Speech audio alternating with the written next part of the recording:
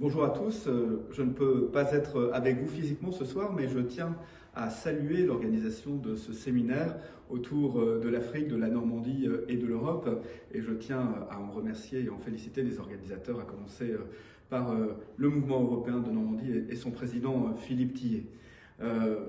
Comme vice-président de la région Normandie, en charge des affaires européennes et internationales et du rayonnement de la Normandie, vous abordez ce soir un sujet qui est très important. Et la Normandie, elle fait tout son possible pour bâtir des ponts plutôt que de dresser des murs entre la Normandie, l'Afrique et l'Europe. Et il y a des dizaines et dizaines d'initiatives qui existent entre collectivités normandes et collectivités de différents pays d'Afrique, justement pour nouer des coopérations, pour aussi développer la connaissance mutuelle entre nos peuples respectifs. Et c'est des choses très importantes. Je suis moi-même issu d'un territoire normand, la ville de Louviers, l'agglomération Seine-Nord, dans laquelle nous avons une très très belle coopération depuis de nombreuses années avec le Bénin. Nous avions aussi pris une initiative autour d'entreprendre avec l'Afrique du XXIe siècle, notamment au sujet des questions de coopération agricole. En quelques mots, les relations entre la Normandie et l'Afrique, c'est des relations d'avenir. Comment agir aujourd'hui, dans le présent, pour bâtir cette relation pérenne pour l'avenir. Et je voudrais vous prendre trois exemples. La jeunesse, l'agriculture et les questions de sécurité internationale. D'abord, la jeunesse, nous avons la chance, en Normandie, dans nos établissements d'enseignement supérieur, de recevoir des centaines et des centaines d'étudiants de très très nombreux pays africains.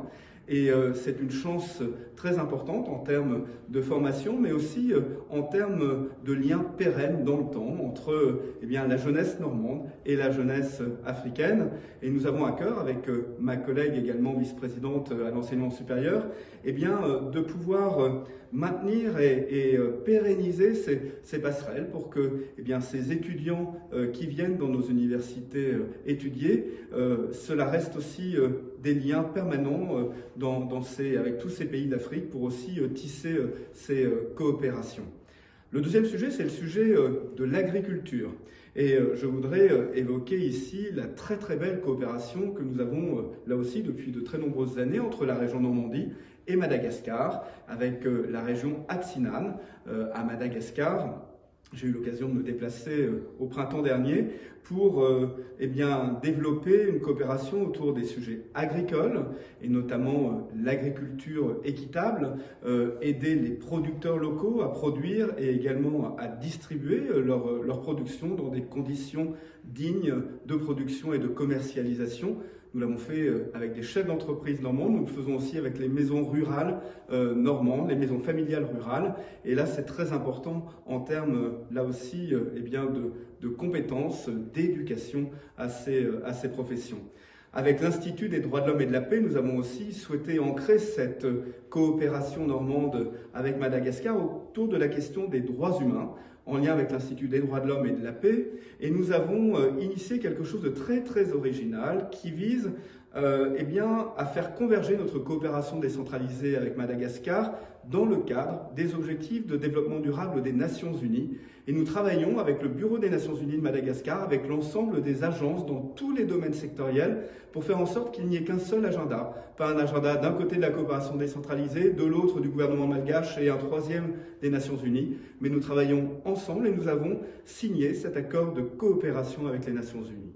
Enfin, vous le savez probablement parce que la dimension européenne est essentielle dans cette initiative, nous agissons à notre niveau pour aussi promouvoir la vision d'une paix durable, d'une sécurité internationale. C'est le programme Normandie pour la paix, c'est l'indice Normandie du Parlement européen qui existe maintenant depuis bientôt 5 ans. Et à travers nos différents forums mondiaux, Normandie pour la paix, nous recevons de très nombreuses personnalités africaines. Nous avions, lors de la précédente édition, le général en charge de la force de sécurité au Sahel. Nous entendons également développer les partenariats avec des think tanks, avec des universités de différents pays d'Afrique. Et bien là aussi, pour décrypter le monde, les enjeux de sécurité, de lutte contre le terrorisme dans certaines zones d'Afrique. Et c'est là une ambition très importante pour aussi préparer l'avenir, bâtir un monde meilleur, plus durable. Nous l'avions fait aussi en accueillant à Caen le prix Nobel de la paix, Denis Mukwege, qui était venu aussi parler de son combat de tous les jours au Congo. Voilà, mesdames et messieurs, je ne pouvais pas être ce soir parmi vous car je suis pris notamment par un conseil communautaire prévu de longue date pour l'adoption du budget dans mon agglomération. Je rencontrerai prochainement les responsables du mouvement européen de la Seine-Maritime, mais vous souhaitez de très très bons débats, une belle réussite et à nouveau vous féliciter pour la tenue de ce séminaire. Merci.